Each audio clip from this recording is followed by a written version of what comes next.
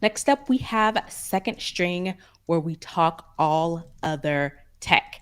A few things to run through really quickly on Second String, starting with Instagram. They rolled out today a quiet mode, which basically is a way for you to be able to focus on some tasks that you're trying to get done without going to Instagram, every couple of minutes, particularly if you have notifications turned on. I have no notifications for any social media, any of those things turned on my phone because it would drive me crazy. But if you choose to have those notifications turned on with all the chiming and the tweeting and the frog sounds and all those things, this will give you the option to pause that type of activity, where it won't necessarily come straight to your phone when you have this quiet mode enabled. It says while the feature applies to all users, Instagram appears to be focusing this new feature on teens, which I'm surprised because I don't think there are a lot of teens on Instagram. I think they're over on TikTok. But hey, if this is what your research says you need to be focusing on, okay, cool. But yeah, it says it'll roll out in the UK, the United States, the UK, Ireland, Canada, Australia, and New Zealand. They will add more countries in the future, but it's a way that it puts the control more in the user's hands of when they want to focus and when they don't want to focus. In particular, I guess if you don't have an iPhone where you can just turn on do not disturb or Right. add a certain focus that Right. says social media blackout and you kind of turn things on and off, this gives you that same type of feel from what I gather. Even though it's directed at teens, which isn't the right demographic, I have a teen in my house, and they do Snapchat heavy, heavy, Oh, there heavy, was heavy. Snapchat? I They're thought it still was on. TikTok. They are on TikTok just to consume, but to interact And enough to produce? where notifications would Oh. bother you. Like I'm thinking like people tagging you, people Mhm, sending DMs, people, chatting via Instagram. No, mhm, they're not doing that. They're on Instagram heavy. So while mhm. I think They're Instagram on is, Snapchat heavy. yeah, I'm sorry, they're on Okay. Snapchat heavy. So while I think that may be the wrong demographic, I can see creators really being a benefit or a beneficiary of this quiet mode, especially if they are actually creating the content. They're not getting bombarded with all of the ads, because if you are a popular creator, people always, I would assume, always tag you in things, and trying to go through all of the individual notification settings in Instagram may be a task. So being Mhm, able to just do this quiet mode where it just closes it all out, but still allows you to continue to create using the platform, I can see that being beneficiary. And then just in general, folks have that FOMO, mhm, so, even though you shouldn't be notified, anytime you get a little ding on your phone, mhm, even when you're doing some work or trying to get something done, I can see that being a distraction. So being able to just turn it off and just know that they'll be there when you come back, mhm. I think is definitely something that people should definitely look at, whether you're a teen or not. Yeah, wholeheartedly agree. Next up, Microsoft. Oh, Microsoft, consistently voted one of the best companies to work for. They announced that they are laying off approximately 10,000. I saw somewhere up to possibly 12,000 employees. They've already started the layoff. I think they have, as of yesterday, from what I can gather on social media, 900 employees have been laid off between I think it's their Seattle office and I think their DMV area as well in kind of like the Xbox space. And I think this is supposed to be going on over the next month or so. But yeah, Microsoft is doing a huge layoff, unfortunately. to kick the year off with laying off, like I said, somewhere between 10 and 12,000 employees, which is one of those things where it's really unfortunate and people have a hard time, understanding the thought process, especially when you're downsizing employees. In particular, when you keep hearing that all of these companies are having huge profit years and CEOs are getting these huge bonuses. I think I saw somewhere, I'm not sure if it was in this article or somewhere else, where the CEO of Microsoft made $213 million last year. So it's one of those things where it's pretty um it's pretty insane, and it's confusing and it's unfortunate. And again, Microsoft is just the latest one to have this kind of come out. But Amazon, I think they're planning on laying off about 18,000. I think they're closing their whole small division, which is their philanthropic arm, where if you buy something, you can like have the proceeds go to a charity or 501c3 company, that you can have those proceeds go to. Facebook again, they did a huge uh, uh, layoff, I think the end of last year. So it's not that Microsoft is in the bubble alone with this. There are other tech companies, we've talked about it before, that have these, 5-digit layoffs. So 5-figure layoffs. So it's one of those things where coming out of the holidays into the new year, this is kind of what's kicking off the new year for Microsoft. Yeah. So a couple things specifically with Microsoft. Um, shame on not shame on them. Yeah, sure. Shame on them for coming out with the well. Let me not say shame on them. It's hard to understand and grasp the justifications for Microsoft feeling like they have to lay off 10,000 employees when we heard not even a week, maybe let's just say last month to be safe.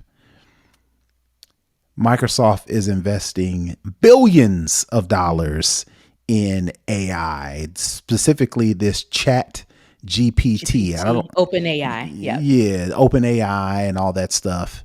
They've already invested 1 billion with 10 billion on the horizon. But now all of a sudden, when you read the quotes, we are living through times of significant change. As I meet with customers and partners, a few things are clear. First, we saw customers accelerate their digital spend during the pandemic. We're now seeing them optimize digital spend to do more with less. This is Microsoft's Satya Nadella, his quote, but it don't seem like Microsoft said, oh, okay, well, since customers are figuring out how to do more with less, maybe we need not to invest $10 billion in this software and this technology that is brand spanking new, and we just want to be first. Maybe we need not do that. And maybe we need to take that money and figure out how we can use that to strengthen our workforce. Maybe we can use that to, I don't know what companies do. I've never been a CEO of a company, so I'm not going to sit here and pretend like I know exactly what Microsoft needs to do. But it is hard for regular people to say, oh, that makes sense. You need to lay off 10,000 people because you hired too many people during the pandemic and now people are not spending that much money. So you need to lay people off. People would understand that on its face. But then when you turn around and have this other thing where you invest in all this money and you're excited about the future, it's like nobody's going to be able to just understand that you're firing all these people or laying off all these people when you trying to front like you ain't got the money when you clearly got the money. That's number one. Number two, again, I think Microsoft is doing it because all these other companies are doing it. And like I mentioned, I don't know if I mentioned it late last year, but I figured we were going to see these layoffs come in groups because we can't then we can't focus and get all of our shame at The one tensions company. kind of spread around. We're all doing, everybody's doing it, Amazon's doing Yeah. it, Facebook's doing it, all this. So it's almost like we take it as, well, that's just the environment, That's this the is just the climate. that's the climate, thing. So these companies know what they're doing. Yeah. They ain't not slick. And then number three, I saw on Twitter today, humanity needs a real reset. And what I mean by that We're is, talking about the robots. no, not the Okay. robots. I'm talking about Microsoft layoffs. Okay. That people were telling stories, whether they were Microsoft employees themselves, or, people who worked at Microsoft who, witnessed some of their colleagues go out the door. People were telling stories about, there are people who've been at Microsoft for 30 years, and, they're just being walked out of the door. It's a sad day.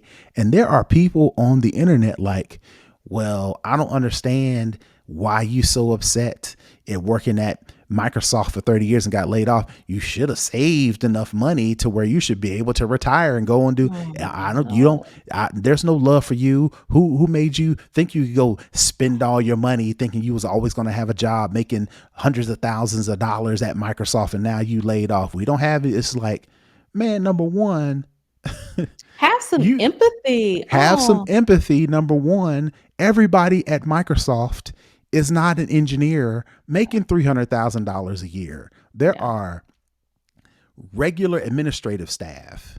There is regular old salaried employees. There are operations HR, staff. There's marketing. HR, Oh, marketing. There are yeah.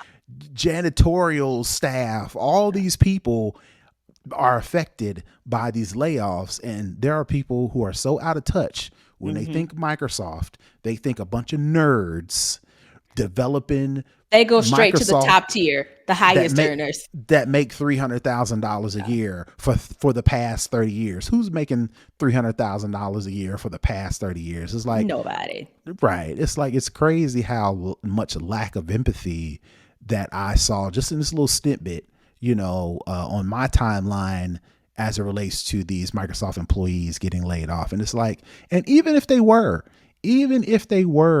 a software developer making $300,000 a year and been working there for 5, 10, 20, maybe 30 years, who likes to lose their job? Right. Nobody likes to be told, hey, we don't need you anymore. Get out right now. We do not care about all the time, blood, sweat, and tears. We do not care about how many friends and connections Events you missed from your and family, right. We time don't away. care. Yeah. Right. We don't care about all of that. Get out of my face. And you expect people just to be, oh, well, you're right. I got what I came for. So screw you guys. I'm going home. Nobody likes to hear that. Yeah. So the fact that people are just so, there's so much lack of empathy for, these Microsoft employees, and probably, like I said, anybody that works at a tech company, Yeah. you just assume that they're these, like I said, these nerds making hundreds of $1,000s a year, just sitting around clicking on their computer, making cool stuff. The fact that you just think that, it's just like our humanity. Yeah. I And digress. it's honestly, it's not just about salary. Like people are using their benefits. Like health Right. benefits. So, say if you are one of these people affected by it, say you are pregnant yourself and you work there, or you have a spouse that's pregnant, or you have someone who has some sort of health condition, your health You're insurance, taking care of your parents, yeah. And just because you know, what Biggie say, more money, more problems. The more money you have, the more money you spend typically. So everybody is not super prudent with their money hmm because it's like, more is coming.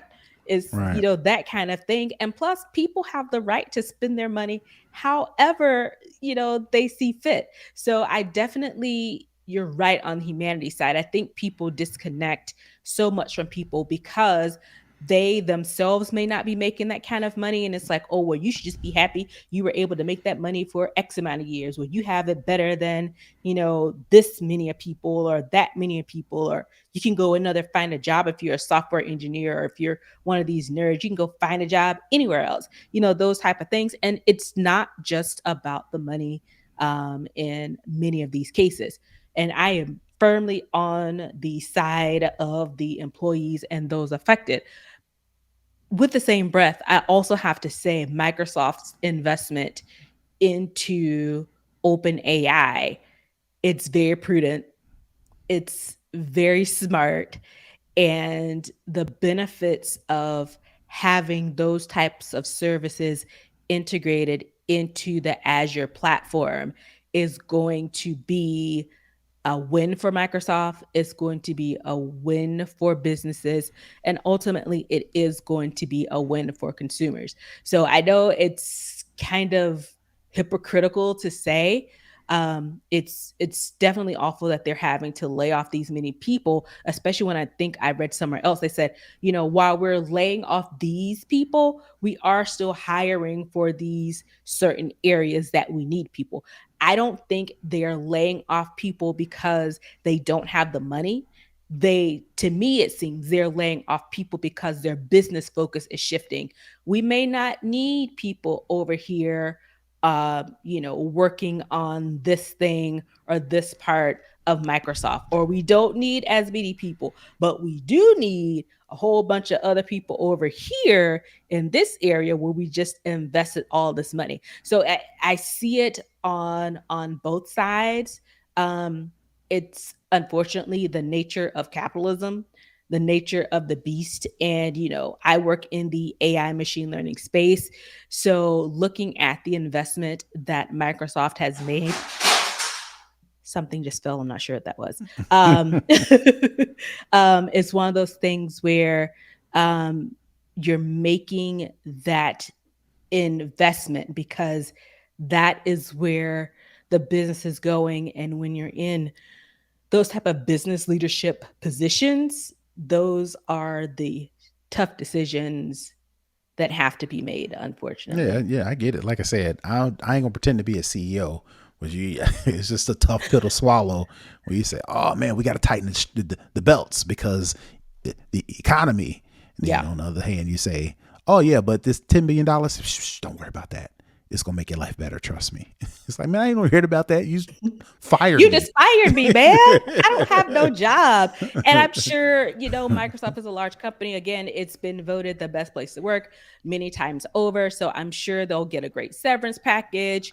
They'll get, a certain amount of notice. I think I saw somewhere that it said they'll get at least 60 days notice or something. Hmm. So I'm sure they'll make it as painless as possible, but it's still painful because you don't have, that type of guaranteed employment, that stability that you once had. And Right. anytime, I've been laid off before, and it always kind of, when you start to hear the rumblings, it kind of builds that anxiety in you. It's like, oh my God, I've been through this before. I know what happens. Oh God, let me start trying to put myself in a position where it's, if I am one of the people that are affected, let me try and rejigger some things and move some things around. So And I get it.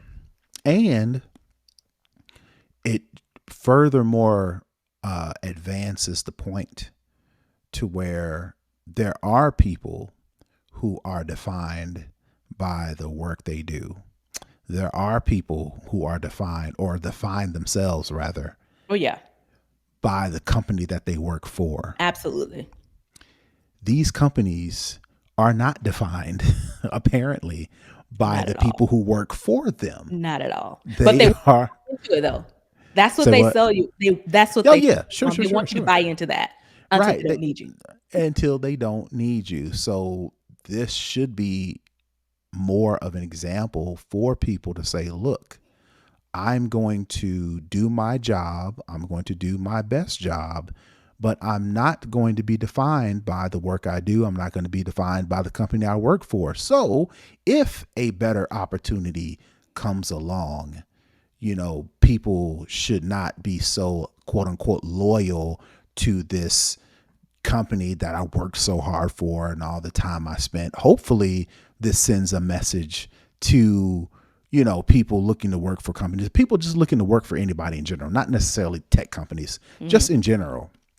You should not be defined, solely by the work you do and the Yeah. company that you represent. Because when it comes down to it, like Nica said, this is capitalism. This is business. They will walk you out that door in a hot second and won't care. But, time and time again, I've seen employees, I know of people who, they are Mr. and Mrs. whatever company that they work for. Oh, I Anytime you see see that. them, Oh, that makes me nervous. anytime they post on Facebook, anytime they, in conversations, anytime they get an award, it's always related to the work they do In the or the company. company that they work for. Yeah. And I think that should be an important part. If you're going to be working, 40 hours a week, 9 to 5, 8 to 6, whatever you work, it should be an important part. Yeah. But if that's how you are defined and you don't have any hobbies and you don't have a identity outside of it, when these companies let you go, those are the ones that get hit the That's the hardest. hardest fall. You're Yep, setting yep, yourself up for failure at that point. yep. And I think we should not be as loyal to these companies because they're not loyal to us. And that's At just all. business. We are line items on a balance sheet. On an Excel spreadsheet. Keep it on topic. All right. The last thing that I wanted to talk about in second string, Meta. They are really trying to sell this metaverse, the Trying to make fetch happen. trying to make fetch happen. It's not going to happen, Gretchen. Uh, the the chief product officer over at Meta, Chris Cox, claims that the metaverse will one day be as big of a part of a consumer's life as the smartphone. Um, and again, as you said, they are really trying to sell this point home. I think this is solely why they changed their name to Meta, so that they could kind of have the name recognition with the metaverse, which isn't necessarily related specifically to one particular company. It's just a virtual world, Right. and they are trying to so inter not trying to they have so interlink themselves with the thought of Meta the company and metaverse the product, and they are really trying hard to sell people on the importance of the metaverse, which it may turn out to be. Who am I to say? I can see the future. Maybe it will, but the fact that they are going so hard in the paint right now about what the metaverse will be, um it's like I don't know. You're putting a lot into this. I hope it works out for you, but saying that the metaverse is going to have a bigger impact as a smartphone, that's a pretty bold statement. And I don't think anything in this article that I'm reading from Gizmodo gives any hard evidence or data behind it to uh, make this true, other than him hoping Well, that it does. it's a hot take, and I'm pretty sure they need to do hot takes over at Meta because if you read down farther into the story that we posted, Meta, and I'm just going to read this. Meta said in the third quarter last year that it had significant financial loss and disclosed that it lost more than $9 billion for its reality labs between January and October, just January and October of 2022. Company told Business Insider that the financial impact would continue to grow, telling the outlet, we do anticipate Reality Labs losses in 2023 will grow significantly year over year. So he has to, whoever this guy is, what you say is Chief Chief Chris product, Cox, yeah, he has product to officer. sell the idea on the metaverse being the future to justify all of these losses, which Yeah. again, one of the things I fault companies for a lot of the times is their lack for investment in research and development, for their lack of investment in the future, right? A lot of the companies just want to maintain the status quo. They want to maximize profits, minimize costs, and research and development is the second thing to go after they kick the employees out, right? Mhm. So, I guess shout out to Meta for investing or losing $9 billion in Yikes. 10 months, the 9 months. But so having said that, like I said, he's got to sell it to Yeah. justify the losses. Yeah. Another thing I was going to say is his hot take of one day metaverse will become as big as consumer lives as smartphones. That's not a it's a stretch, but it's not a stretch in the same way that I could say one day we will walk on Mars. Eventually, we will end up walking on Mars. It ain't gonna I be no won't be time here to soon. see it. It'll be 5 generations over before we walk on Mars. The same thing with Right. metaverse. It'll it'll probably be, as technology advances, virtual reality, augmented reality, the ability to do things, to expand out without leaving my seat, it will grow. It ain't gonna be no time soon though. So, Yeah. that ain't no, while it being a hot take, he ain't no, Nostradamus or nothing like He's not the that. oracle. Right, right. Yeah. Yeah. So it's one of those things where only time will tell. And the likelihood is that we won't see that time come. He be dead before somebody calls him on it. Yeah.